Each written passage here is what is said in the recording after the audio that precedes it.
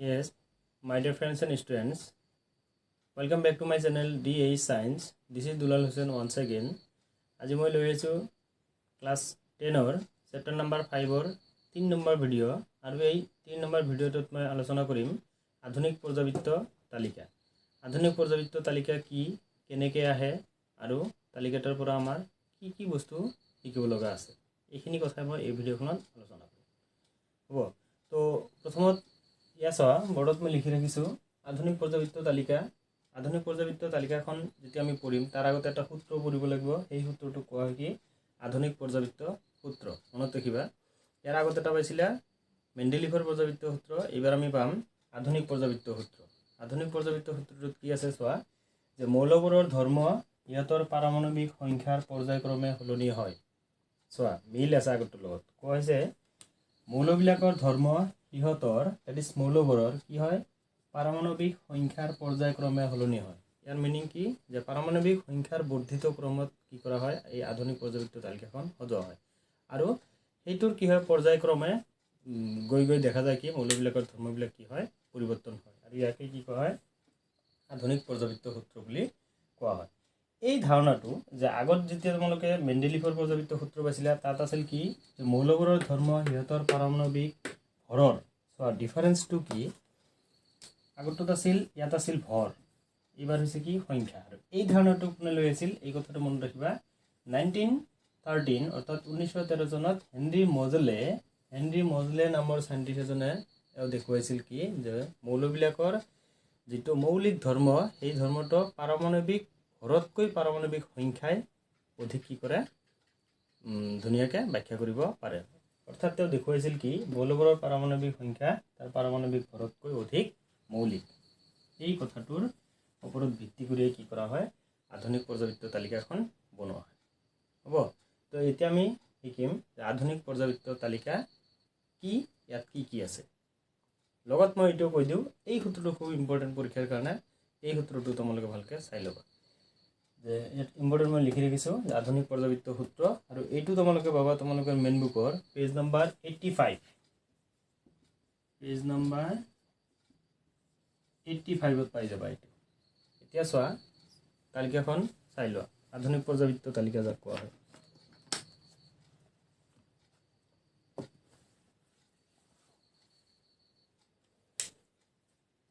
তালিকাখন যদি লক্ষ্য কৰা, তালিকাখনত চোৱা ইয়াত থিয় যিবিলাক স্তম্ভ আছে, সেই স্তম্ভবিলাক কি আছে, 18টা আছে। আৰু পথালি যিবিলাক শাৰী আছে, সেই শাৰীবিলাক মাত্ৰ 7টাহে আছে। কিন্তু এই 7টাৰ তলত আকৌ 2টা শাৰী আছে চোৱা, যাত মাত্ৰ 14টাকৈ কি আছে, মৌল আছে। এতিয়া আমি এই তালিকাখনৰ ডিটেইলছ আমাৰ জানিব লাগিব। তো মৰমৰ ছাত্ৰ ছাত্ৰীসকল, ইয়াত চাওঁ মই বৰ্ডত এটা চাৰ্ট এটা বনাইছোঁ। এই চাৰ্টত মৌলবিলাক কেনেকৈ থাকে এই কথাটো আমাৰ জানিব লাগিব। হা চোৱা, ইতিমধ্যে তোমালোকে যে চাইছিলা, তাত এনেকুৱা থিয় যিবিলাক স্তম্ভ, এনেকুৱা স্তম্ভ তাত আছিল কিমান, 18টা, 18 ইমানটা। ইয়াত চোৱা 18টা আছে, 1 2 3 4 ডট গৈ 18টা। এই এনেকুৱা থিয়বিলাকক কোৱা হৈছে। এইবিলাকৰ সংখ্যা কিমান আছে, 18টা। আৰু এনেকুৱা পথালি চাবা, এইটো 1 2 3 4, এইটো এটা হয় 5 6, আৰু এই ওপৰটো আৰু সেইটো মিলি এটা, এইটো কয় 7। নাম্বাৰিং কৰা হৈছে 1 to 7। আৰু 7টা কি আছে, অনুভূমিক শাৰী। এইটো হৈছে উলম্ব স্তম্ভ, আৰু এইটো কোৱা হয় অনুভূমিক শাৰী।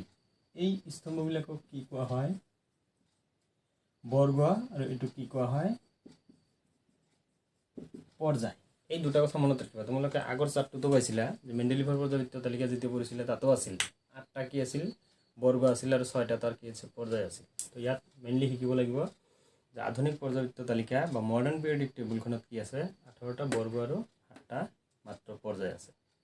হ'ব, এতিয়া এই বৰ্গবিলাকৰ ভিতৰত আমাৰ ক্লাছ 10ৰ চিলেবাছত এই 3 to 12 এইখিনি কথা নালাগে। 3 to 12 অৰ্থাৎ এই মৌলবিলাকক কি কোৱা হয়, এটা নাম আছে, মই বাৰু ক'ম। তো প্ৰথমে চোৱা, প্ৰথম যিটো এটলিষ্ট তোমালোকৰ প্ৰথমে হাইড্ৰজেনৰ পৰা কেলছিয়াম লৈকে তোমালোকৰ শিকিব লাগিব আধুনিক পৰ্যায়বৃত্ত তালিকাখনত হাইড্ৰজেনৰ পৰা কেলছিয়াম লৈকে তাৰ স্থান আৰু কোনটো বৰ্গত বা কোনটো পৰ্যায়ত কোনটো মৌল আছে এইখিনি কথাই তোমালোকৰ 10ৰ সিলেবাসত কি কৰে কভাৰ কৰে তো চোৱা প্ৰথমে যদি হাইড্ৰজেনৰ পৰা লিখা যায় একেবাৰে কম পাৰমাণবিক বংক কাৰ আছিল হাইড্ৰজেন 1 তাৰ পিছত আহিব কি হিলিয়াম এইটো 1 তাৰ পিছত 2 তাৰ পিছত আহিব lithium beryllium boron carbon nitrogen oxygen chlorine লাষ্টত আহিব কি নিয়ন 10 লৈকে হ'ল তাৰ পিছত নিয়নৰ পিছত সোডিয়াম Mg মেগনেছিয়াম তাৰ পিছত এলুমিনিয়াম সিলিকন ফসফৰাস সালফাৰ ক্লোৰিন এটা হল কি আৰ্গন তাৰ পিছত আহিব পটাছিয়াম ক্যালসিয়াম 20 লৈকে হৈ গল বুঝে প্ৰথমে আৰু এটা লিখি দিছো 30 লৈকে লিখো এটো হল 20 তাৰ পিছত এটো হল calcium scandium titanium vanadium chromium manganese iron Fe cobalt nickel copper আর জিঙ্ক এটা হল জিঙ্ক তো চোৱা প্ৰথম এই দুটা বৰ্গ কি কোৱা হয় এস ব্লক মৌল আৰু এইকেইটা কি কোৱা হয় পি ব্লক এই কথাবিলাক পাওয়া তোমালোকে হাই ক্লাছত এই জি কেইটা নালাগে এইকেইটা কোৱা হয় ডি ব্লক আৰু একেবাৰে তলত যোন দুটা আছে এই দুটা কোৱা হয় এফ ব্লক মৌল তাৰ ভিতৰত নৰ্মেল মৌল হল এস আৰু পি এইকাৰণে তোমালোকৰ এস আৰু পিৰ মৌলবিলাকৰ কথাই সিলেবাসত 10ত কি কৰা কভাৰ কৰে তো যিয়ে হওক আমি এতিয়া চাম যে এইটো বৰ্গ নম্বৰ 1ত থকা মৌলবিলাক কি কি হাইড্ৰজেন লিথিয়াম সোডিয়াম পটাছিয়াম আৰু আছে এইকেইটা জানিব লাগিব পটাছিয়ামৰ পিছত আহিব ৰুবিডিয়াম তাৰপিছত চেজিয়াম তাৰপিছত আহিব ফ্ৰেন্সিয়াম তো কি বেৰিলিয়াম মেগনেছিয়াম তাৰপিছত ক্যালসিয়াম তাৰপিছত আহিব ষ্টনচিয়াম বেৰিয়াম আৰু ৰেডিয়াম এইখিনি গল তাৰপিছত আহিব তোমাৰ এই লাষ্টৰ কেইটা মনত ৰাখিব লাগিব হিলিয়াম নিয়ন আৰ্গন ক্ৰিপ্টন XN জেনন আৰু এটা হল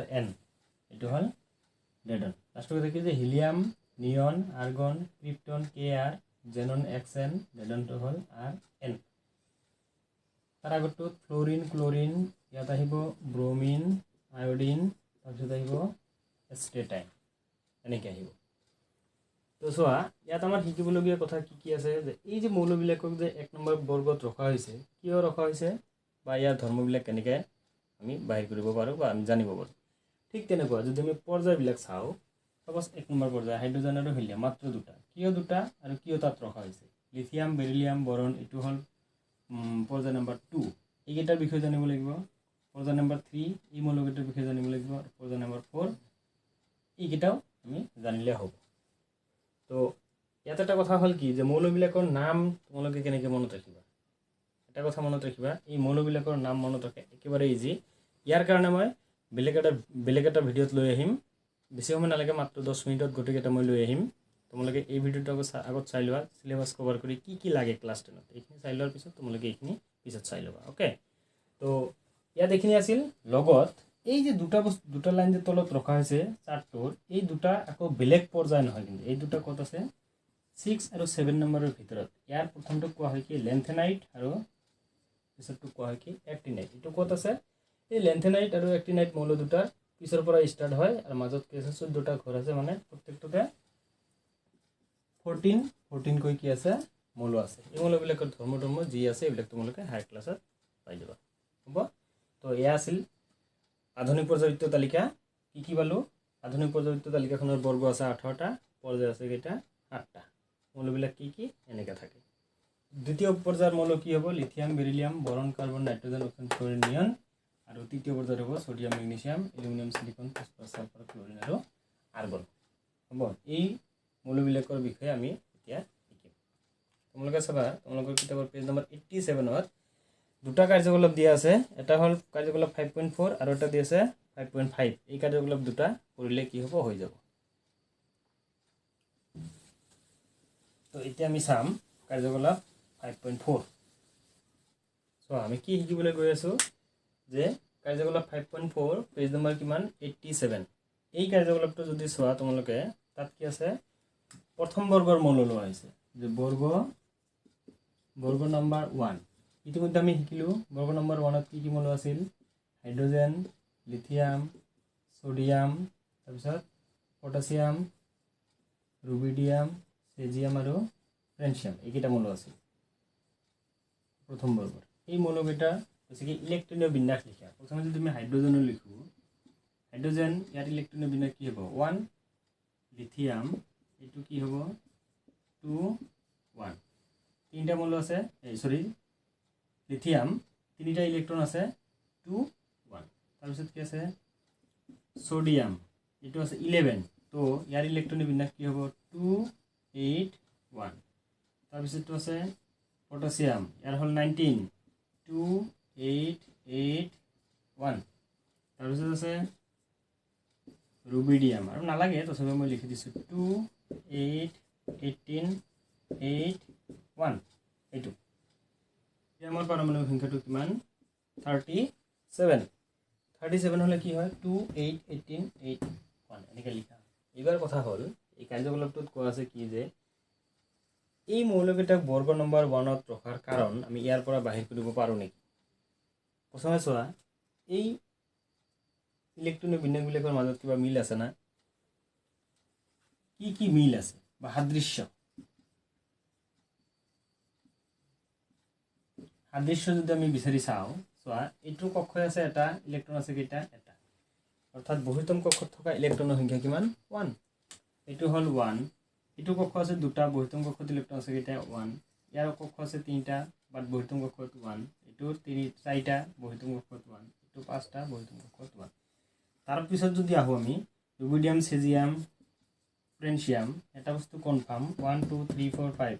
ইয়াত যদি পাঁচটা কি আছে কক্ষ আছে, ইয়াত আহিব 6টা আৰু লাষ্টত আহিব 1, এইটো আহিব 2টা, ইয়াত লাষ্টত আহিব 1। তাৰমানে এটা কথা ক্লিয়াৰ যে যোজক ইলেক্ট্ৰনৰ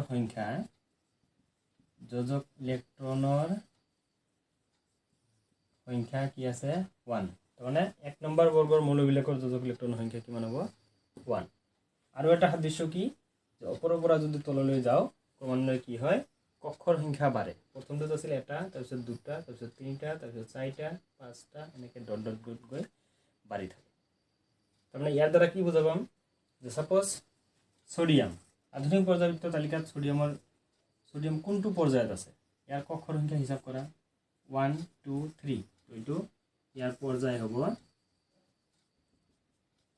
3, অৰ্থাৎ 3 নম্বৰ পৰ্যায়ত আছে। এইটো হিচাপ কৰা 1, 2, 3, 4, 5। এইটো পৰ্যায় হ'ব কিমান 5। তাৰমানে কি বুজি পালোঁ যে মৌলবিলাকৰ ইলেক্ট্ৰনীয় বিন্যাস যদি আমি লিখোঁ, তাৰ যিটো কক্ষৰ সংখ্যা, এই কক্ষৰ সংখ্যাই কি বুজায় আধুনিক পৰ্যায়বৃত্ত তালিকাখনত তাৰ কোনটো পৰ্যায়ত থাকিব, সেই পৰ্যায়ৰ সংখ্যাটো ধুনীয়াকৈ আমি তাৰ পৰা বাহিৰ কৰিব পাৰোঁ। তো ইয়াত কি পালোঁ যে যোজক ইলেক্ট্ৰনৰ সংখ্যাও কি হ'ব 1। তাৰমানে আধুনিক পৰ্যায়বৃত্ত তালিকাখনত 1 নম্বৰ বৰ্গত থকা মৌলবিলাকৰ প্ৰত্যেকৰে যোজক ইলেক্ট্ৰনৰ সংখ্যা কিমান হ'ব 1, বা যোজ্যতা 1 থকা মৌলবিলাকক 1 নম্বৰ বৰ্গত ৰখা হৈছে। ঠিক একেধৰণৰ যদি আমি দ্বিতীয়টো চাওঁ, এনেকুৱা আছিল বেৰিলিয়াম, মেগনেছিয়াম, কেলছিয়াম, ষ্ট্ৰনছিয়াম, তাৰপিছত আছিল কি বেৰিয়াম আৰু ৰেডিয়াম আছিল। এটাই আছিল এইকেইটাৰ যদি আমি লক্ষ্য কৰোঁ আধুনিক beryllium, magnesium, calcium, strontium, barium আৰু ৰেডিয়াম, এইকেইটাৰ যদি আমি কি ইলেক্ট্ৰনীয় বিন্যাস লিখোঁ, তাতো আমি এটা মিল পাম। মিল কি যে সিহঁতৰ যোজক ইলেক্ট্ৰনৰ সংখ্যা হ'ব কিমান 2, কোনটোৰ 2 নম্বৰ কক্ষৰ। কেনেকৈ চোৱা বৰ্গটোৰ যদি আমি লিখোঁ বেৰিলিয়াম প্ৰথমত, বেৰিলিয়ামৰ হ'ব কিমান 2, 2। মেগনেছিয়ামৰ এইটো আমি লিখিম 2, 8, 2। তাৰপিছত কেলছিয়াম এইটো হ'ব 2882 এই চোৱা মিলটো বহিতম কক্ষত থকা ইলেক্ট্ৰনৰ সংখ্যা কি হৈছে ইয়াতো 2 ইয়াতো 2 ইয়াতো 2 অৰ্থাৎ 2 নম্বৰ বৰ্গত থকা মৌলবিলাকৰ বহিতম কক্ষত থকা ইলেক্ট্ৰনৰ সংখ্যা কিমান 2 মানে ইয়াৰ দ্বাৰা এইটোৱে বুজো যে আধুনিক পৰ্যায়বৃত্ত তালিকাখনত একেটা বৰ্গত ৰখা মৌলবিলাকৰ মাজত কি সাদৃশ্য আছে প্ৰত্যেকৰে বহিতম কক্ষত থকা ইলেক্ট্ৰনৰ সংখ্যা সেম বা একে যোজ্যতা বিশিষ্ট মৌলবিলাকক এটা বৰ্গত কি কৰা হৈছে ৰখা হৈছে আৰু যাৰ ধৰ্মবিলাকৰ কি ম্যাক্সিমাম ক্ষেত্ৰত একে হয় তো এটি আছিল বৰ্গবিলাকৰ বিষয়ে কথা নেক্সট আহিম এইখিনি কথাই তোমালোকৰ এই কাৰ্যকলাপ 5.4 দিয়া আছে তো মিল কি পাইছা যে একে বৰ্গত থকা মৌলবিলাকৰ যোজক ইলেক্ট্ৰনৰ সংখ্যা সেম বা যোজ্যতা সেম আৰু বৰ্গ এটাত ওপৰৰ পৰা যদি আমি তললৈ যাওঁ ক্ৰমান্বয়ে মৌলবিলাকৰ কি হয় কক্ষৰ সংখ্যা কি বাঢ়ে এবাৰ আমি যাম 5.5 কাৰ্যকলাপ 5.5 লক্ষ্য কৰোঁ তাত চাবা গৈছে কি এবাৰ আমি শিকিম পৰ্যায় অৰ্থাৎ আধুনিক পৰ্যায়বৃত্ত তালিকাখনৰ পৰ্যায়ত থকা মৌল তাৰে আমি লম প্ৰথমে লম দ্বিতীয় পৰ্যায়ৰ মৌলবোৰ কি আছিল মনত কৰা প্ৰথমত আছিল হাইড্ৰোজেন হিলিয়াম তাৰপিছত আছিল লিথিয়াম তাৰপিছত বেৰিলিয়াম তাৰপিছত আছিল কি বৰন কাৰ্বন নাইট্ৰজেন অক্সিজেন ক্লোৰিন আৰু নিয়ন এইকেইটাই আছিল এইকেইটাৰ আমি কি কৰিম ইলেক্ট্ৰনিক বিন্যাস লিখিম লিথিয়ামৰ কিমান হ'ব 21 বেৰিলিয়ামৰ কিমান হ'ব 22 এইটোৰ হ'ব 23 কাৰ্বনৰ 24 নাইট্ৰজেন 25 অক্সিজেন 26 ক্লোৰিন 27 নিয়ন হ'ব 28 তো ইয়া আছিল দ্বিতীয় পৰ্যায়ৰ মৌলবিলাক আৰু তাৰ আমি কি ইলেক্ট্ৰনিক বিন্যাস লিখিছো 21 22 23 24 25 26 27 আৰু 28 এবাৰ আমি চাম ইহঁতৰ মাজৰ কিবা সাদৃশ্য আছে নেকি প্ৰথমে চোৱা ইয়াতো কক্ষ আছে দুটা প্ৰত্যেকটা মৌলতে কক্ষৰ সংখ্যা কি আছে দুটা আছে ইয়াতো 1 and 1 2 1 and 1 2 প্ৰত্যেকতে কি আছে দুটা কক্ষ আছে আৰু আমি কি কোন পৰ্যায় লৈছো দ্বিতীয় পৰ্যায় তাৰমানে এক কথাত কম যে সাদৃশ্যতা কি দেখা পালো আমি সাদৃশ্যতা হল মৌলবিলাকৰ কক্ষৰ সংখ্যা একে বা সেম যাক কোৱা হয় কক্ষৰ সংখ্যা কি হয় একে হয় আৰু এটা মিল আছে কি এটো হল নাম্বাৰ 1 নাম্বাৰ 2 যদি লক্ষ্য কৰা যেতিয়া আমি বাও ফালৰ পৰা সো ফাললৈ যাম প্ৰথমটোত চোৱা যোজক ইলেক্ট্ৰন আছে 1 সেকেন্ডটোত 2 তাৰপিছত 3 তাৰপিছত 4 তাৰপিছত 5 ক্ৰমে বাঢ়ি গৈ লাষ্টত হৈছে কিমান 8 তাৰমানে কম যে যোজক ইলেক্ট্ৰন এটা কৈ বাঢ়ি গৈ থাকে বুঝছে যোজক ইলেক্ট্ৰন এটা কৈ বাঢ়ি গৈ এখন কি হয় সৰ্বোচ্চ 8 হয় তো আধুনিক পৰ্যায়বৃত্ত তালিকাখনত একেটা পৰ্যায়ত যে মৌলবিলাকক ৰখা হয় কিহৰ ভিত্তিত ৰখা হয় যে মৌলবিলাকৰ কক্ষৰ সংখ্যাৰ ওপৰত ভিত্তি কৰি তাক কি কৰা হয় কোনো এটা নিৰ্দিষ্ট পৰ্যায়ত ৰখা হয় তো কক্ষ আছে দুটা পৰ্যায় ৰখা হৈছে 2 প্ৰত্যেকটাৰ দুটাই আছে আৰু এটা সাদৃশ্য কি যে বাওফালৰ পৰা সফাললৈ গলে ক্ৰমান্বয়ে যোজক ইলেক্ট্ৰনৰ সংখ্যা এটা কৈ বাঢ়ি গৈ থাকে এই কথাবিলাক লাগিব কাৰণ কোশ্চেন ইয়াৰ পৰাই খুদে এইটো যদি আমি বেলেগ এটা পৰ্যায়ৰ ক্ষেত্ৰত টেষ্ট কৰো চোৱা যে থাৰ্ড পৰ্যায়ত যদি ল থাৰ্ড পৰ্যায়ত মৌল কি আছিল এইবিলাক আছিল সোডিয়াম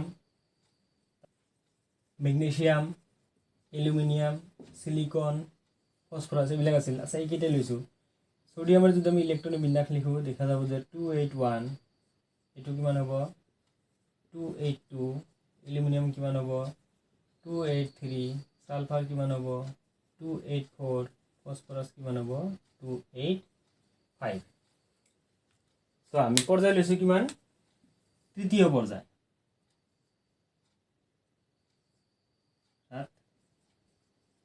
থাৰ্ড পিৰিয়ড যা কোৱা হয় সো তোমাৰ ইয়াত যদি আমি লক্ষ্য কৰো প্ৰত্যেকটোতে কক্ষৰ সংখ্যা কি আছে তিনিটা আছে 1 2 3 1 2 3 1 2 3 1 2 3 সবত তিনিটাই আছে আৰু বাওঁফালৰ পৰা সোঁফাললৈ লক্ষ্য কৰা যোজক ইলেক্ট্ৰন এটা এটাকৈ বাঢ়ি গৈছে প্ৰথমটোত এটা বহিতম কক্ষত থকা ইলেক্ট্ৰনৰ সংখ্যা প্ৰথমটোত আছে এটা সেকেন্ডটোত দুটা তাৰপিছত তিনিটা তাৰপিছত চাৰিটা পাঁচটা এনেকৈ বাঢ়ি বাঢ়ি গৈ গৈ লাষ্টত যেতিয়া আমি আৰ্গন পাম তাত গৈ হ'ব 288 আৰ্গনৰ তো জানাই 18288 তো এটি আছিল কি ইয়াত কাৰ্যকলাপ 5.5 ৰ মূল ধাৰণা যে মৌলবিলাকক আধুনিক পৰ্যায়বৃত্ত তালিকাখনত একেটা পৰ্যায়ত ৰখাৰ ভিত্তিটো কি যে মৌলবিলাকৰ কক্ষৰ সংখ্যাৰ ওপৰত ভিত্তি কৰি তাৰ পৰ্যায়ৰ সংখ্যা আমি বিবেচনা কৰিব পাৰোঁ হ'ব তো ইয়াত তোমালোকৰ কোৱেশ্চন হ'ব পাৰে সাপোজ এটা মৌল দিয়া থাকিল পৰীক্ষাত এটা মৌল দিয়া থাকিল তোমাক ক'ব পাৰে যে আধুনিক পৰ্যায়বৃত্ত তালিকাত ইয়াৰ স্থান কি সাপোজ মই কৈছোঁ ক্লোৰিন ফাৰ্স্ট কথা জানিব লাগিব তোমাৰ ইয়াৰ পাৰমাণৱিক সংখ্যা কি 9 তাৰপিছত ইলেক্ট্ৰনিক বিন্যাস লিখিব জানিব লাগিব 2 7 এতিয়া যদি আমি কওঁ যে কিমান নম্বৰ পৰ্যায়ত আছে সিম্পল কক্ষৰ সংখ্যা হিসাব কৰা এটা দুটা অৰ্থাৎ এইটো আছে কে এইটো হল এল দুটা কক্ষ তো ইয়াৰ পৰ্যায় হ'ব কিমান আধুনিক পৰ্যায়বৃত্ত তালিকাত 2 নম্বৰ পৰ্যায়ত কি আছে ইয়াত স্থান তাৰ পিছত বৰ্গ নম্বৰ কেনেকৈ ক'বা এই লাষ্টত যে 7 লাষ্টত 7 টো ক'ব কি যে একদম লাষ্টত ৰ আগত 8 হলে ক'ত যায় 18 নম্বৰ বৰ্গ তো 7 হলে কিমান হ'ব 7 হলে 17 নং বৰ্গ হ'ব ইয়াত আৰু এটা কথা কৈ দিওঁ মই এটো বহুত কৰি ক্লিয়াৰ হোৱা নাই যে মেগনেসিয়াম যদি হয় 282 ইয়াত কক্ষ আছে তিনিটা তো ইয়াৰ পৰ্যায় হ'ব 3 কিন্তু ইয়াৰ যদি আমি বৰ্গ কওঁ বৰ্গ হ'ব কি 2 কাৰণ এই বহুতম কক্ষত থকা ইলেক্ট্ৰনে কি কৰে বৰ্গ বুজায় আকৌ মেগনেসিয়ামৰ পিছত আহে কি এলুমিনিয়াম ইয়াৰ হল 13 ইয়াৰ ইলেক্ট্ৰনৰ বিন্যাস লিখিলে হ'ব 283 তো ইয়াত যদি দুটা থাকে তাৰ কাৰণে বৰ্গ কৈছো মই 2 ইয়াত আছে তিনিটা তাৰ কাৰণে বৰ্গ 3 কিয় লিখা না যায় 3 লিখিলে ভুল হ'ব ইয়াত মনত ৰাখিবা এই যে তোমালোকৰ চাৰ্টটো যে এনেকুৱা আছিল এনেকুৱা এই মই যে কৈছিলো যে মাজৰখিনি তোমালোকক নালাগে এই মাজৰখিনি আছিল কি 3 ৰ পৰা 12 লৈকে আছে এই কাৰণে যেতিয়া 13 পৰমাণু ক্ৰমাংক আহিব তাৰ ইলেক্ট্ৰনিক বিন্যাস হ'ব এনেকুৱা আৰু 3 এ বুজাব কি কিমান নম্বৰ বৰ্গ ইয়াৰ লগত 10 যোগ কৰিলে হ'ব 13 এটো নং বৰ্গ এনেকৈ বৰ্গবিলাক কি কৰা হয় বাহিৰ কৰা সেই কাৰণে 7 আছে ইয়াৰ লগত 10 যোগ কৰা 17 এবাৰ কি লাগিছে এনেকৈ কি কৰা হয় বৰ্গৰ সংখ্যা বাহিৰ কৰা আৰু বেলেগ যদি লোৱা সাপোজ সিলিকনৰ 14 পাৰমাণৱিক সংখ্যা ইলেক্ট্ৰনিক বিন্যাস কিমান হ'ব 284 কক্ষৰ সংখ্যা কেইটা আছে তিনিটা 1 2 3 তাৰ মানে কিমান নম্বৰ পৰ্যায় নম্বৰ 3 বৰ্গ নম্বৰ কিমান 4 তাৰ মানে 4 নেকি নো 4 থাকিলে কি হ'ব এটো হ'ব 14 14 নম্বৰ বৰ্গত কি আছে ইয়াৰ স্থান আছে এইখিনি আছে 5.5 আৰু 5.4 ৰ মূল কথা তো আমি ইয়াত কি শিকিলো আধুনিক পৰ্যায়বৃত্ত তালিকা এখনৰ একেটা বৰ্গত ৰখা মৌলবিলাকৰ মেইন ধাৰণাটো কি আছিল যে ইহঁতৰ যোজক ইলেক্ট্ৰনৰ সংখ্যা কি একে আনহাতে পৰ্যায় এটাত ৰখাৰ মেইন থিমটো কি আছিল যে ইহঁতৰ কক্ষৰ সংখ্যা একে বা সমান হলেহে একেটা পৰ্যায়ত কি কৰা হয় ৰখা হয় তাৰ উদাহৰণ আমি ইতিমধ্যে শিকিলো হ'ব এইবাৰ আমি আৰু কেইটামান ধৰ্ম শিকিম ইয়াৰ ওপৰত এইবাৰ আমি শিকিবলৈ গৈ আছো পেজ নম্বৰ 88 ইটো আছে ক'ত পেজ নম্বৰ 88 5.3.2 ইয়াত কি আছে আধুনিক পৰ্যায়বৃত্ত তালিকাত কি মৌলবিলাকৰ ধৰ্মৰ পৰিৱৰ্তনৰ প্ৰৱণতা তাৰ প্ৰথমতে আছে কি মৌলবিলাকৰ যোজ্যতা যাক আমি ভ্যালেন্সি কওঁ ইয়াত আমাৰ শিকিব লাগিব যে আধুনিক পৰ্যায়বৃত্ত তালিকাখনৰ left hand side to right hand side and top to bottom অর্থাৎ এটো কি যে ওপৰৰ পৰা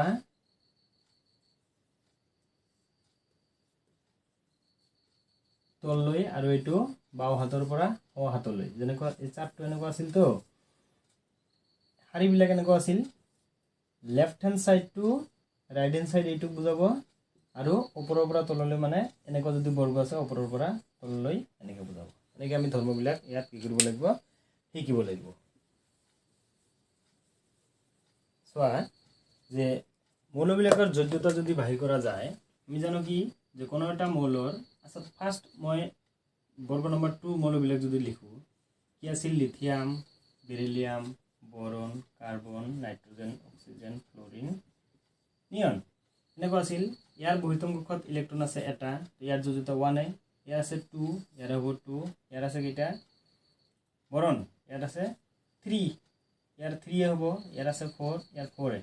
যদি 5 হয় তেনেহ'লে 5 - 8 বা 8 - 5 বাহিৰ কৰি আমি কি কৰোঁ? ইয়াৰ হ'ব 3, ইয়াৰ আহে 6, এইকাৰণে হ'ব 2, ইয়াৰ আহে 7, এইকাৰণে হ'ব কি 1, ইয়াৰ আহে 8, ইয়াৰ হ'ব 0। তো চোৱা বাওৰ হাতৰ পৰা সোঁ হাতলৈ যদি যোৱা যায়, প্ৰথমে আছিল 1, তাৰপিছত 2, তাৰপিছত 3, তাৰপিছত 4, তাৰপিছত আকৌ 3, তাৰপিছত 2, তাৰপিছত 1, তাৰপিছত 0। তাৰমানে কি আমি পালোঁ যে আধুনিক পৰ্যায়বৃত্ত তালিকা এখনৰ এইটো মই এটা পৰ্যায় লৈছিলোঁ। যোগ্যতা কি হয়? বাওঁ হাতৰ 1ৰ পৰা বাঢ়ি বাঢ়ি সৰ্বোচ্চ 4 হয় আৰু 4ৰ পৰা লাহে লাহে কমি সৰ্বনিম্ন কি হয়? 0 হয়। এতিয়া ইয়াত যদি তোমালোকৰ কুৱেশ্যন হয় যে আধুনিক পৰ্যায়বৃত্ত তালিকা এখনৰ পৰ্যায় এটাত বাওঁ ফালৰ পৰা সোঁ ফাললৈ গ'লে তাৰ যোগ্যতাৰ পৰিৱৰ্তন কিদৰে হয়? কি লিখিবা? চিম্পল যে যোগ্যতা বাওঁ হাতত 1ৰ পৰা আৰম্ভ কৰি মাজত গৈ সৰ্বোচ্চ আৰু শেষত লাহে লাহে কমি কমি সৰ্বনিম্ন 0 পাইগৈ। দ্যাটছ ইট, এইটো এনচাৰ। এইখিনি আছিল কি? যোগ্যতা। কিহৰ ক্ষেত্ৰত? এইটো আমি শিকিলোঁ পৰ্যায়। তাৰমানে এইটো শিকিলোঁ যে left to right, left hand side to right hand চাইডত গ'লে এনেকৈ মনত ৰাখিব পাৰা যে প্ৰথমে 1ৰ পৰা বাঢ়ি বাঢ়ি সৰ্বনিম্ন 4 হয়, ইয়াৰ পৰা কমি কমি শেষত গৈ 0 অৰ্থাৎ 0 হয়।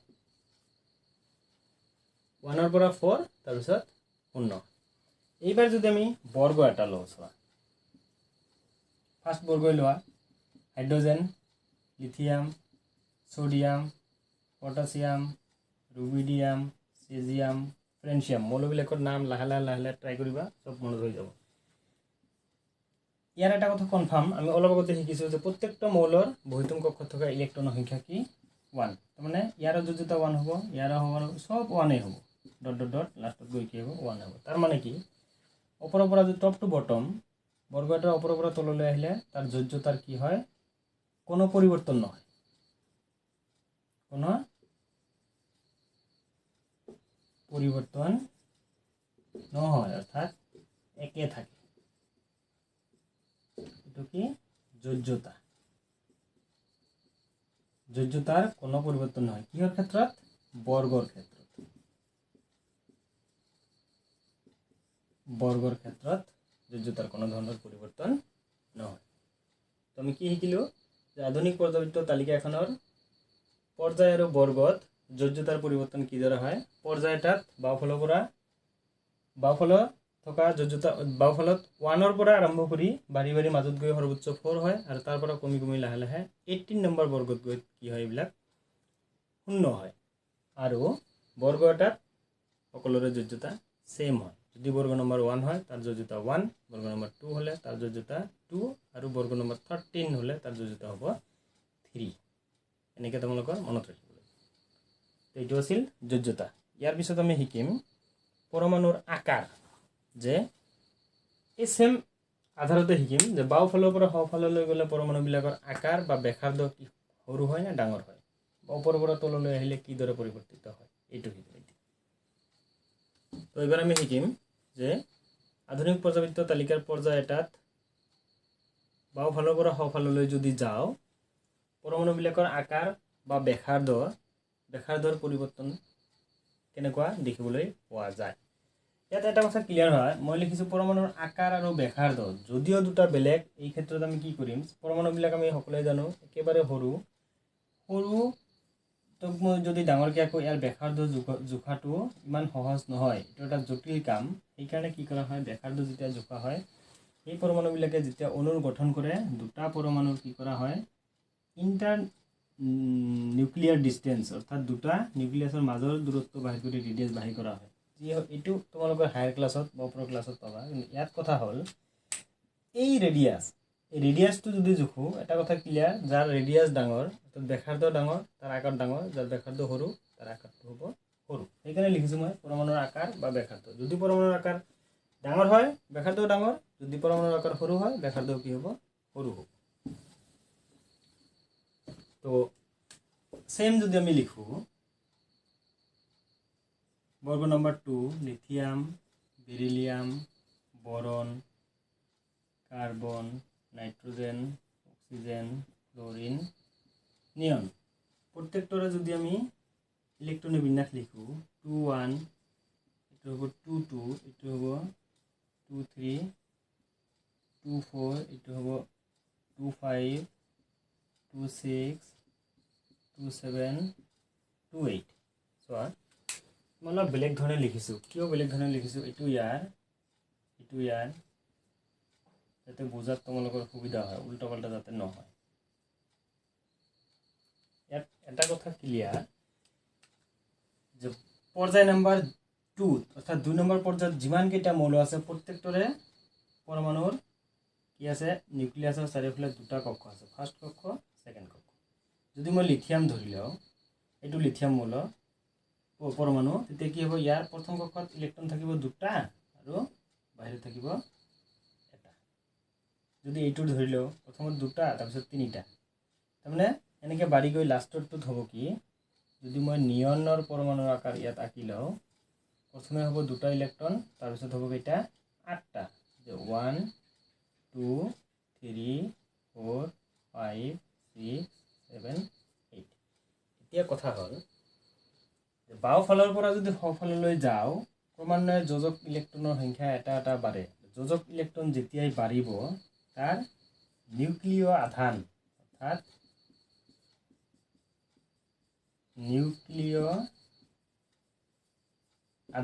নিউক্লিয়াছৰ যিটো চাৰ্জ, এই চাৰ্জটো কি হ'ব? বাঢ়ে। যেতিয়াই বাঢ়িব ইয়াত আহি সৰ্বোচ্চ হ'ব। ইয়াত কি আছে? আটাইতকৈ বেছি মৌল আছে, ইলেক্ট্ৰন আছে 8 and 2 10, ইয়াত আছে 2 আৰু 1 3। ইয়াৰো কক্ষ দুটা, ইয়াৰো কক্ষ দুটা। ইয়াৰ নিউক্লিয়াছত থকা আধানৰ পৰিমাণ অৰ্থাৎ প্ৰটন কেইটা আছে? 10টা। ইয়াত প্ৰটন কেইটা হ'ব? মাত্ৰ 3টা। এই প্ৰটনে কি কৰিব? এই বহিৰ্তম কক্ষত থকা ইলেক্ট্ৰনবিলাকক বহুত জোৰেৰে অৰ্থাৎ বেছি কি কৰিব পাৰে? আকৰ্ষণ কৰিব পাৰে। আকৰ্ষণ কৰাৰ ফলত এই বহিৰ্তম কক্ষটো নিউক্লিয়াছৰ ওচৰত চাপি আহে, ফলত কি হয়? ইয়াৰ আকাৰটো সৰু হয়। আৰু সেই তুলনামূলকভাৱে ইয়াৰ শক্তি কম। তুলনামূলকভাৱে প্ৰথমটো যদি এইখিনি থাকে, তাৰপিছতটো কি হ'ব? অলপ সৰু, তাৰপিছতটো অলপ সৰু, তাৰপিছতটো অলপ সৰু, তাৰপিছতটো এনেকৈ সৰু সৰু কৈ থাকে। তাৰমানে আমি কি পালোঁ ইয়াত? যে আধুনিক পৰ্যায়বৃত্ত তালিকা এখনৰ পৰ্যায় এটাত বাওঁফালৰ পৰা সোঁফাললৈ গ'লে কি হয়? পৰমাণুৰ আকাৰ সৰু হয় বা ব্যাসাৰ্ধ সৰু হয়। তো ইয়াত চাওঁ, প্ৰথম মৌলটো যদি ইমান ডাঙৰ হয়, তাৰপিছতটো এইখিনি, তাৰপিছতটো এইখিনি এনেকুৱা হৈ যায়। অৰ্থাৎ কি হয়? যে আধুনিক পৰ্যায়বৃত্ত তালিকা এখনৰ পৰ্যায় এটাত বাওঁফালৰ পৰা সোঁফাললৈ গ'লে পৰমাণুবিলাকৰ আকাৰ কি হয়? সৰু হয়। বাওঁফালৰ পৰা সোঁফাললৈ গ'লে কি হয়? সৰু হয়। কি সৰু হয়? পৰমাণুৰ আকাৰ বা ব্যাসাৰ্ধ। এইটো মনত ৰাখিবা। কিন্তু পৰীক্ষাত ডাইৰেক্ট কুৱেশ্যন এনেকৈ নাহে যে বাওঁফালৰ পৰা সোঁফাললৈ গ'লে পৰমাণুৰ আকাৰ সৰু হয় নে ডাঙৰ হয়? নাহে এইটো। তেনেহ'লে কি আহিব? পৰীক্ষাত আহিব যে আধুনিক পৰ্যায়বৃত্ত তালিকাৰ পৰ্যায় এটাত বাওঁফালৰ পৰা সোঁফাললৈ গ'লে পৰমাণুবিলাকৰ আকাৰ সৰু হয়। কিয়? এই কিয় কথাটোৰ এনচাৰ লাগিব। বুজি পাইছা? চোৱা, তোমালোকৰ স্ক্ৰীনত এনচাৰ এটা দিয়া আছে। এইটো পাবা তোমালোকে পেজ নম্বৰ 89। কি আছে চাবা, যে পৰ্যায় এটাত বাওঁফালৰ পৰা সোঁফাললৈ গ'লে পাৰমাণবিক ব্যাসাৰ্ধ কমে বা নিউক্লিয় আধান বঢ়াৰ বাবে এনে হয় যে বৰ্ধিত নিউক্লিয় আধানে ইলেক্ট্ৰনবোৰক নিউক্লিয়াছৰ ওচৰলৈ টানি থাকে আৰু সেইবাবে পৰমাণুৰ আকাৰ কমে বা ব্যাসাৰ্ধ কি হয়? সৰু হয়। এইটো এনচাৰটো পাই যাব তোমালোকে 89 পেজ। এইটো খুব ইম্পৰ্টেণ্ট হয় আৰু পৰমাণুৰ আকাৰবিলাক খুব সৰু এইবিলাকক সাধাৰণতে আংষ্ট্ৰম বা নেনোমিটাৰ অৰ পিক মিটাৰ ইউনিটত কি কৰা হয় জোখা হয় এইখিনি কথা মনত ৰাখিবা কাৰ্যকলাপ 5.7 5.7ত ধুনীয়াকৈ এইটো দিয়া আছে এবাৰ নেক্সট আহা আমি কি শিকিলো এইটো পৰ্যায়ৰ ক্ষেত্ৰত এবাৰ আমি বৰ্গৰ ক্ষেত্ৰত শিকিব লাগিব যে বৰ্গৰ ক্ষেত্ৰত পৰমাণুবিলাকৰ আকাৰ ওপৰৰ পৰা তললৈ আহিলে সৰু হয় নে ডাঙৰ হয় মনত ৰাখিবা ইয়াৰ উল্টা এইটো যদি বাওঁফালৰ পৰা সকললৈ গ'লে কি হৈছে সৰু হৈছে ওপৰৰ পৰা তললৈ আহিলে এবাৰ কি হ'ব ডাঙৰ হ'ব কেনেকৈ হ'ব চাই লোৱা অলপ এবাৰ শিকিম আমি বৰ্গৰ ক্ষেত্ৰত প্ৰথমটো আছিল কি hydrogen lithium sodium potassium rubidium caesium francium ইলেক্ট্ৰনৰ বিন্যাস আকৌ লিখিব লাগিল এইটো হ'ল 1 এইটো হ'ল 21 এইটো আছিল 281 2881 এইটো হ'ব 2818 81 আৰু নিলিখো চোৱা ইয়াৰ পৰা যদি আমি পাৰমাণৱিক ব্যাসাৰ্ধ পৰমাণুটোৰ আকাৰ বনাওঁ এইটো কাৰণে কি হ'ব এইটো যদি নিউক্লিয়াছৰ হাইড্ৰোজেনৰ মাত্ৰ এটাই কক্ষ ইলেক্ট্ৰন আছে এটা এনেকুৱা হ'ব ইয়াত আহি হ'ব দুটা কক্ষ প্ৰথমটোত দুটা তাৰটোত এটা তাৰপিছতটো আহিব কি তিনিটা তাৰপিছতটো আহিব এনেকুৱা 1 2 3 4 চাৰিটা তাৰপিছত যদি যাওঁ 1 2 3 4 5 তাৰমানে কক্ষৰ সংখ্যা লাহে লাহে কি হয় বাঢ়ে চোৱা বৰ্গ এটাত ওপৰৰ পৰা তললৈ যদি যাওঁ প্ৰত্যেকটো ষ্টেপতে কি হয় এটাকে কক্ষৰ সংখ্যা বাঢ়ে ইয়াত আছিল এটা ইয়াত হৈছে দুটা তাৰ তলত যোৱা এইটো আছে 1 2 3 তিনিটা মানে 1 2 3 তাৰমানে কি নিউক্লিয়াছ আৰু বহিস্তম কক্ষৰ যিটো দূৰত্বটো বাঢ়ি আছে এইখিনি এইটো হ'ল এইটো যদি নিউক্লিয়াছ হয় এইখিনি চোৱা এইটোতকৈ এইটো বেছি তাতকৈ এইটো বেছি ইয়াত আহা আৰু বেছি ইয়াত আহা আৰু বেছি তাৰ মানে কি যে ওপৰৰ পৰা তললৈ আহিলে পৰমাণুবিলাকৰ আকাৰ কি হ'ব লাহে লাহে বাঢ়ে কিয় বাঢ়ে যে ওপৰৰ পৰা তললৈ গ'লে প্ৰত্যেকটো স্তৰতে কি হয় পৰমাণুবিলাকৰ কক্ষৰ সংখ্যা বাঢ়ে ফলত পৰমাণুটোৰ নিউক্লিয়াছ আৰু বহিস্তম কক্ষৰ মাজৰ যিটো দূৰত্ব এই দূৰত্বটো বাঢ়ি গৈ থাকে অৰ্থাৎ ব্যাসাৰ্ধ বাঢ়ে যদি ব্যাসাৰ্ধ বাঢ়ে তেন ডেফিনেটলি কি পৰমাণুৰ আকাৰটো কি হয় বাঢ়ে অৰ্থাৎ আমি বৰ্গৰ ওপৰৰ পৰা তললৈ যদি যাওঁ প্ৰথম মৌলটো যদি ইমান হয় ছেকেণ্ডটো এইটো থাৰ্ডটো এইটো ফ'ৰ্থ এইটো ফিফথ এনেকৈ বাঢ়ি গৈ থাকে তাৰমানে ওপৰৰ পৰা তললৈ গ'লে কি হয় পৰমাণুৰ আকাৰ বাঢ়ে তাৰমানে ওপৰৰ পৰা তললৈ গ'লে পৰমাণুৰ আকাৰ কি হয় বাঢ়ে এইটো লাগিব কিয় বাঢ়ে যে প্ৰত্যেকটা স্তৰতে কি হয় কক্ষৰ সংখ্যা বাঢ়ে ফলত নিউক্লিয়াছ আৰু বহিস্তম কক্ষৰ দূৰত্ব বাঢ়ি যায় সেইকাৰণে কি হয় পাৰমাণৱিক ব্যাসাৰ্ধ বা পৰমাণুৰ আকাৰটো কি হয় বাঢ়ে এইটোৰ এনচাৰটো তোমালোকে চেম পেজত পাই যাবা 89 পেজত ধুনীয়াকৈ দিয়া আছে বা স্ক্ৰীনত দি দিয়া হৈছে এইখিনি বস্তু পঢ়িলেই হ'ব এবাৰ আমি শিকিম যে আধুনিক পৰ্যালোচিত তালিকাত ধাতু আৰু অধাতুৰ ধৰ্মবিলাক কিদৰে কি হয় পৰিৱৰ্তন হয় আধুনিক পৰ্যালোচিত তালিকাটো তোমালোকে যেতিয়া পাইছিলা তাত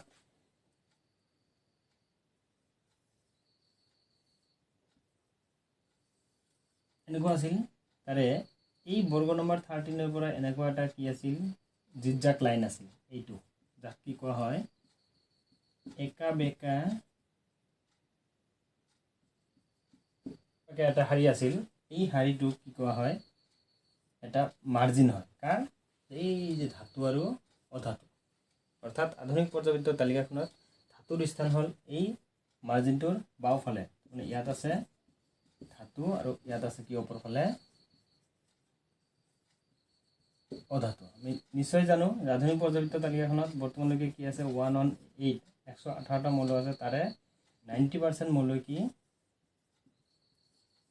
ধাতু সেইকাৰণে বেছিভাগ ঠাই কোনে লৈ আছে ধাতুৱে লৈ আছে আৰু খুব কম সংখ্যক কি লৈ আছে অধাতু আৰু এইটো আমি এনেকৈ জানিলেই নহ'ব জাষ্ট এইটো এটা ধাৰণা তাৰপিছত আমি জানিব লাগিব অলপ বেলেগ টেকনিকত চোৱা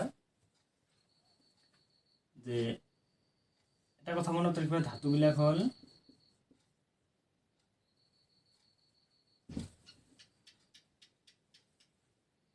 এটা কথা মনত ৰাখিবা ইয়াত ধাতুবিলাক হ'ল বিদ্যুৎ ধনাত্মক মৌল আৰু অধাতুবিলাক হ'ল বিদ্যুৎ ঋণাত্মক মৌল। বিদ্যুৎ ধনাত্মক মানে কি? এইবিলাকে কি গঠন কৰে? কেটায়ন। আৰু এইবিলাকে কি গঠন কৰে? এনায়ন। কেটায়ন আৰু এনায়ন কি? দুটা হ'ল আয়ন। যদি কোনো মৌলৰ ওপৰত ধনাত্মক চিন থাকে তাক কোৱা হয় কেটায়ন, আৰু যদি মাইনাস বা ঋণাত্মক চিন থাকে তাক কি কোৱা হয়? Anion. For example, sodium plus, magnesium 2 plus, aluminium 3 plus, এইবিলাক হ'ল ধাতু, আৰু এইবিলাক হ'ল বিদ্যুৎ ধনাত্মক বা কেটায়ন বুলি কোৱা হয়। আৰু ঋণাত্মক chlorine minus, oxygen 2 minus, nitrogen 3 minus, এইবিলাক হ'ল বিদ্যুৎ ঋণাত্মক। তো চোৱা, এইবিলাক হ'ল ধাতু, এইবিলাক হ'ল অধাতু। ইয়াৰ পৰা আমি বাহিৰ কৰিব পাৰিম যে চোৱা, sodium plus, magnesium 2 plus, aluminium 3 plus, ইয়াৰ মিনিং কি? এও বহিতম কক্ষত থকা এটা ইলেক্ট্ৰন বেলেগক দিছে, দিয়াৰ ফলত এটা প্লাস, এও দুটা দিছে তাৰ কাৰণে দুটা প্লাস, এও তিনিটা দিছে তাৰ মানে 3 প্লাস। মাইনাস কি হয়? বেলেগৰ পৰা এটা ইলেক্ট্ৰন লৈ আহিছে, সো এটা মাইনাস। অক্সিজেনে দুটা লৈ আহিছে, সো 2 মাইনাস। নাইট্ৰোজেন তিনিটা লৈ আহিছে, সো ইয়াৰ পৰা হৈছে কি? 3 মাইনাস। এতিয়া যদি আমি চাওঁ, আধুনিক পৰ্যায়বৃত্ত তালিকাৰ পৰ্যায় এটাৰ পৰমাণুবিলাক যদি আমি পৰমাণুবিলাকৰ যদি ইলেক্ট্ৰনিক বিন্যাস লিখা যায়, কি দেখা যাব? Lithium, beryllium, boron, carbon, nitrogen, oxygen dot dot. ইয়ার হব 21, 22, 23, 24, 25, 26, 27, তাৰপিছত নিয়ন, এইটো হ'ল 28। চোৱা ইয়াত কি হয়? লিথিয়াম পৰমাণুটো 2, 1, অৰ্থাৎ এও সুস্থিৰ নহয়। এও সুস্থিৰ হ'বলৈ হ'লে এটা ইলেক্ট্ৰন কি বেলেগক ডনেট কৰিব লাগিব, তেতিয়াহে সুস্থিৰ হ'ব। কক্ষ আছে দুটা, দুটা কক্ষৰ পৰা এটা ইলেক্ট্ৰন ইজিলি কি কৰিব পাৰে? ডনেট কৰিব পাৰে, কাৰণ ইয়াৰ যিটো নিউক্লিয়াছ আৰু যিটো বহিতম কক্ষৰ মাজৰ যিটো আকৰ্ষণ, এই আকৰ্ষণ ক্ষমতাটো বেলেগ 7টা পৰমাণু যদি ইলেক্ট্ৰন যদি লৈ আহিব লাগে, তাতকে ইয়াক এৰি দিয়া এইটো কি হ'ব? তুলনামূলকভাৱে ইজি হ'ব। সো এও কি কৰিব? সুস্থিৰ হোৱাৰ কাৰণে বহিতম কক্ষত থকা ইলেক্ট্ৰনটো ইজিলি এৰি দিব পাৰিব। 2, 1, সো এইটো হ'ব কি? Lithium plus. সো এইটো কি হ'ব? ধাতু। তো যিমান সহজে এৰি দিব পাৰিব, সিমান কি হ'ব? ধাতৱীয় গুণ বেছি হ'ব। এনেকৈ গৈ গৈ গৈ লাষ্টত যদি দেখা যায়, ইয়াতে 2, 4 চাৰিটা ইলেক্ট্ৰন হয় বেলেগক দিব লাগিব বা বেলেগৰ পৰা লৈ আহিব, এইটো অলপ এক্সেপশ্যনেল কেছ হয়। তো ইয়াত কি হ'ব? এও সহযোগী বান্ধনী গঠন কৰে, এইটো কথা অলপ বেলেগ। নাইট্ৰোজেন যদি চাওঁ,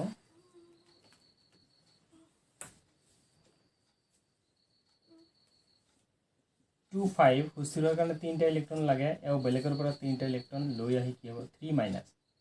ইয়াত দুটা আনিব লাগিব, এইটো হ'ব 2 মাইনাস, ইয়াত এটা 1 মাইনাস। লাহে লাহে কি হয়? মাইনাসৰ পৰিমাণটো কি হয়? কম হৈ যায়। অৰ্থাৎ কি? বাওঁফালৰ পৰা যদি সোঁফাললৈ যাওঁ, যে প্লাছৰ পৰিমাণটো লাহে লাহে বাঢ়ি যায়, অৰ্থাৎ ধাতৱীয় গুণটো লাহে লাহে কি হ'ব? কমিব। কমি মাজত আহি আমি কি পাম? ধাতুকল্প, যোনবিলাক মৌলই ধাতু আৰু অধাতু দুয়োৰে ধৰ্ম দেখুৱায়, আৰু শেষত গৈ পাম কি? অধাতু। বাওঁ সাইডত থাকে ধাতু, বাওঁ সাইডত থাকে অধাতু।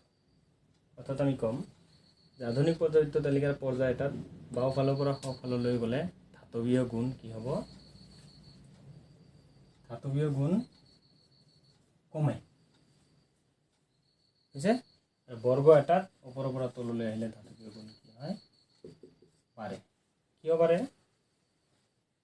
বৰ্গ এটাত ওপৰৰ পৰা যদি তললৈ যোৱা, বহিতম কক্ষত থকা ইলেক্ট্ৰন একেবাৰে তলৰটো যিমান সহজে এৰি দিব, একেবাৰে ওপৰতো তাতকৈ অলপ সময় কি লাগে? বেছি লাগে। সেইকাৰণে যোনটো পৰমাণুৱে বেছি সহজে ইলেক্ট্ৰন এৰি দি বিদ্যুৎ ধনাত্মক বা কেটায়ন গঠন কৰে, সেইটো ধাতৱীয় গুণটো কি হয়? বেছি। ইয়াত চোৱা, এইটো আটাইতকৈ বেছি। তো এই পৰ্যায়টোত এইটো হ'ব আটাইতকৈ ধাতৱীয়। লাহে লাহে কমি গৈ বেলেগৰ পৰা লৈ অহা মানে লাষ্টত গৈ কি হয়? অধাতু। তো ধাতু আৰু অধাতুৰ কনচেপ্টটো এইটোৱে আছিল যে পৰ্যায় এটাত বাওঁফালৰ পৰা সোঁফাললৈ গ'লে ধাতৱীয় গুণ কমে, আৰু বৰ্গ এটাত ওপৰৰ পৰা তললৈ আহিলে ধাতৱীয় গুণ বাঢ়ে। হ'ব এইখিনি? এইখিনি আছিল ধাতৱীয় আৰু অধাতৱীয় গুণ। লগত এটা কথা লাগিব যে ধাতুকল্পৰ এটা কথা মাজত অলপ কি হ'ল, ধাতুকল্পৰ চাৰ্ট অলপ চাই লোৱা, স্ক্ৰীণত আহিছে চোৱা।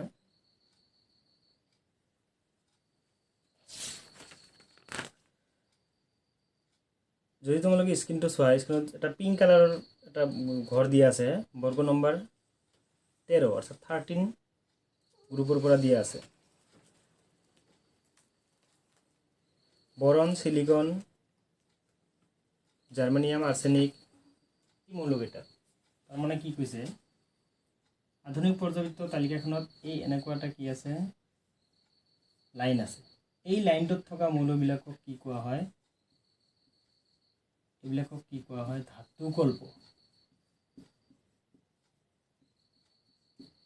ধাতুকল্প তাৰ মানে কি, ইয়াত কি আছে, ধাতু আৰু অধাতু দুয়োৰে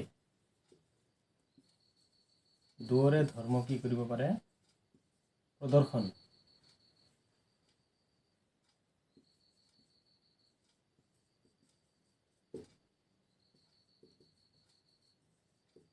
তাৰমানে এই মৌলবিলাক যে boron, silicon, germanium, antimony, tellurium, polonium, এটি চাৰটো চালে গম পাবা এই মৌলবিলাক কি ধাতুকল্প বুলি কোৱা হয়। যে মেটালয়েডছ এইবিলাকৰ কিয় ধাতুকল্প কোৱা হয়, কাৰণ এই মৌলবিলাকৰ নেচাৰটো কি, ধাতৱীয় হয়, অধাতৱীয়, ধাতুৰ গুণ দেখুৱায়, অধাতুৰ গুণ দেখুৱায়। সেইকাৰণে সেই মৌলবিলাকক কি কোৱা হয়, ধাতুকল্প বুলি কোৱা হয়। পৰীক্ষাত আহে এইটো যে তলত দিয়া কোনটো মৌল ধাতুকল্প, মাল্টিপল চইচ কোৱেশ্চন কেতিয়াবা তোমালোকৰ অহা দেখিবলৈ পোৱা যায়।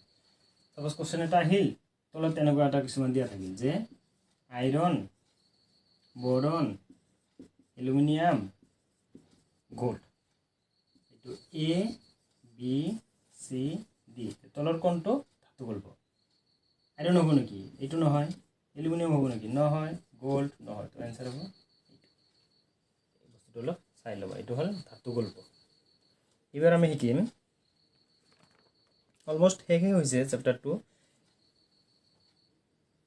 ইতিমধ্যে কোৱা কথাবিলাক নিশ্চয় বুজি পাইছা। যদি বুজি পাইছা ভিডিঅ'টো নিশ্চয় এটা কি কৰিবা, লাইক কৰিবলৈ নাপাহৰিবা। এতিয়া আমি আহিম এই ভিডিঅ'টোৰ লাষ্ট টপিকছ লৈ।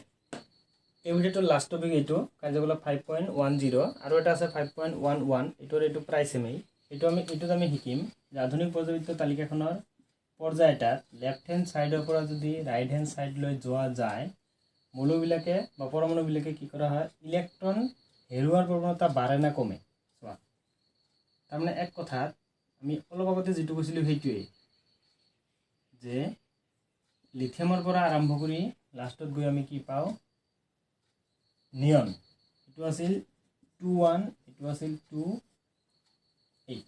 চোৱা, বাওঁফালৰ পৰা যদি সোঁফাললৈ যোৱা যায়, লাহে লাহে পৰমাণুবিলাকৰ নিউক্লিয়াছত নিউক্লিয় আধানৰ মান কি হয়, বাঢ়ে। ফলত নিউক্লিয় আধানৰ মান বাঢ়ে। কিয় বাঢ়ে, কাৰণ যোজক ইলেক্ট্ৰন এটা এটাকে বাঢ়ি যায়। বাৰে বাৰে মই কৈ আছোঁ, সেইকাৰণে এইবাৰ লিখা নাই। সেইকাৰণে কি হয়, নিউক্লিয় আধান বঢ়াৰ কাৰণে কি হয়, বহিতম কক্ষটোক খুব জোৰে আকৰ্ষণ কৰি ধৰি ৰাখে। ফলত ইলেক্ট্ৰন যিটো হেৰুৱায় বা বেলেগক দিব লাগে, ইয়াত যেনেকৈ ইজিলি এটা ইলেক্ট্ৰন বেলেগক দি লিথিয়াম প্লাছ হয়, ঠিক লাহে লাহে যদি সহ ছাইডলৈ যদি যোৱা যায়, তেনেহ'লে ইলেক্ট্ৰন আৰু বেলেগক দিব নোৱাৰে। এটা সময় এনেকুৱা বেলেগৰ পৰা লৈ আহে। তো এইটোত আমি ক'ব পাৰোঁ, বাওঁফালৰ পৰা সোঁফাললৈ গ'লে ইলেক্ট্ৰন হেৰুৱাৰ প্ৰৱণতা কমে।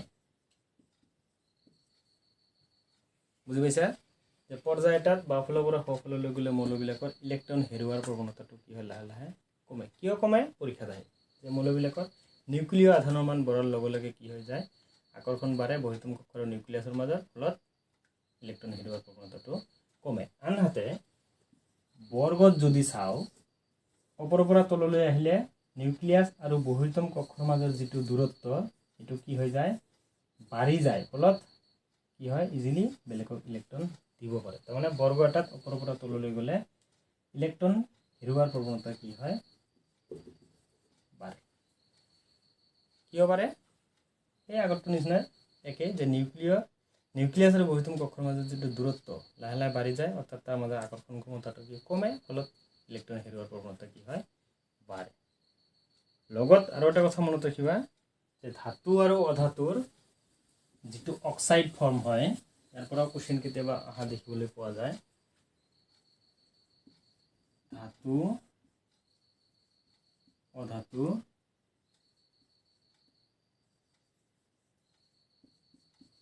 আম্লিক ক্ষাৰকীয় তাৰ মানে এইটো হল এসিড বেস ধাতু আৰু অধাতুৰ কি অক্সাইড